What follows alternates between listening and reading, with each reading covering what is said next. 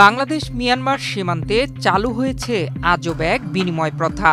কক্সবাজার ও বান্দরবন জেলার ২৭টি রুটে আসা ইয়াবা ও আইসের বিনিময়ে বাংলাদেশ থেকে পাচার হচ্ছে খাদ্য, ঔষধ, নির্মাণ সামগ্রী এবং কৃষি উপকরণ সহ ২৯ ধরনের পণ্য।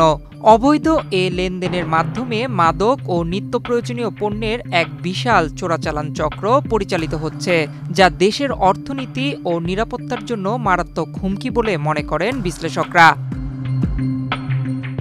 অনুসন্ধানে জানা যায়, মিয়ানমার থেকে আসা ইয়াবা ও আইসের চালান কক্সবাজার এবং বান্দরবন জেলার কমপক্ষে ২৭টি পয়েন্ট দিয়ে বাংলাদেশে প্রবেশ করে।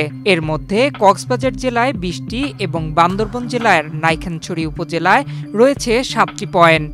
আগে বাংলাদেশে আসা ইয়াবা ও আইসের বিনিময় হতো ডলার, সোনা কিংবা বার্মিজ টাকা। কিন্তু রাখাইন রাজ্যে আরাকান আর্মি কর্তৃত্ব প্রতিষ্ঠার পর পরিবর্তন এসেছে বিনিময় প্রথায়।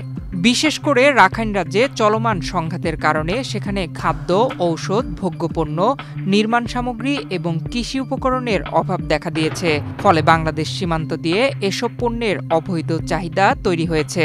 তাই ইয়াবা ও আইসের বিনিময় হিসেবে বাংলাদেশ থেকে কমপক্ষে ২৯ ধরনের পণ্য পাচার হয় মিয়ানমারের রাখাইনে। পাচার খাদ্যদ্রব্য ও কৃষিপণ্যের মধ্যে রয়েছে চিনি, সার, জ্বালানি ও ভোজ্য তেল, ফল, পেঁয়াজ, রসুন, লবণ, জিরা, শুটকি, চিংড়ি পোনা, কফি, চকলেট এবং ফুচকা। নির্মাণ সামগ্রীর মধ্যে রয়েছে সিমেন্ট, টিন, কাঠ, টাইলস, বালু। পোশাক ও বস্ত্রের মধ্যে রয়েছে শাড়ি, থ্রি পিস, কম্বল সহ বিভিন্ন ধরনের পোশাক। নিত্য প্রয়োজনীয় পণ্যের মধ্যে রয়েছে কসমেটিক্স, ইমিটেশন গহনা, মোবাইল ফোন ও সরঞ্জাম, সানগ্লাস এবং অন্যান্য ভোগ্যপণ্য পাচার হয়ে থাকে। এছাড়াও রয়েছে সোনা ও রূপাসহ নানা ধরনের দ্রব্য। মাদক ব্যবসার সঙ্গে জড়িত গ্রেফতারকৃত একজন জানান, তিনি মূলত কাপড় ব্যবসায়ী। রোহিঙ্গা ক্যাম্পে দীর্ঘদিন ধরে কাপড় সরবরাহ করে আসছিলেন। ২৪ লাখ টাকার সমমূল্যের কাপড় দিয়ে মিয়ানমার সীমান্ত এলাকা থেকে তিনি ইয়াবা চালান সংগ্রহ করেন। চালান নিয়ে চট্টগ্রাম আসার পথে তিনি গ্রেফতার হন। বাংলাদেশ মিয়ানমার সীমান্তে প্রচলিত বিনিময় প্রথা চালু হওয়া অবশ্যই দেশের অর্থনীতি ও নিরাপত্তার জন্য হুমকি।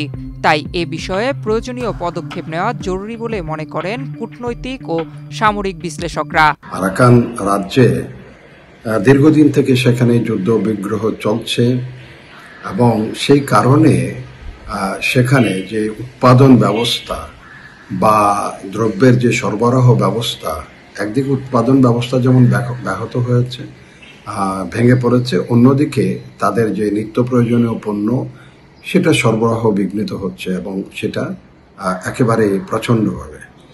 তো তারা আমাদের এই যতটুকু বিভিন্ন সূত্রে যেটা আমরা জানছি সেটা হচ্ছে তারা তাদের নিত্য প্রয়োজনীয় সেই দ্রব্যের ঘাটতি পূরণের জন্য আমাদের দিকে হাত বাড়িয়েছে।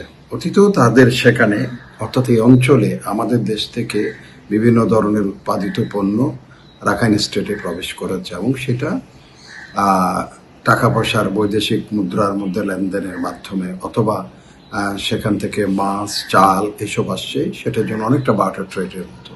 কিন্তু বর্তমানে যেটা হচ্ছে আশঙ্কাজনক, সেটা বিভিন্ন সূত্রে প্রকাশিত হচ্ছে, সেটা হচ্ছে আমাদের এখান থেকে নিত্য প্রয়োজনীয় যে পণ্য সেটা যাচ্ছে, তার বিনিময়ে আমাদের দেশে মাদক প্রবেশ করছে, অর্থাৎ মাদকের বিনিময়ে আমাদের দেশ থেকে সে অঞ্চলে আমাদের নিত্য প্রয়োজনীয় পণ্য যাচ্ছে। এটা দুদিক আছে, একটা হচ্ছে আমরা যেমন বৈদেশিক মুদ্রা থেকে যেমন বঞ্চিত হচ্ছি, অন্যদিকে মাদকের ছোবল আমাদের তরুণ সমাজকে একেবারেই ধ্বংসের পথে নিয়ে যাচ্ছে।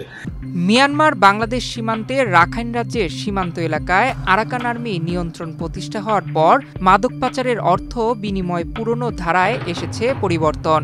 বর্তমানে ইয়াবা ও আইসের বিনিময় হিসেবে বাংলাদেশ থেকে যাচ্ছে নানান ধরনের পণ্য।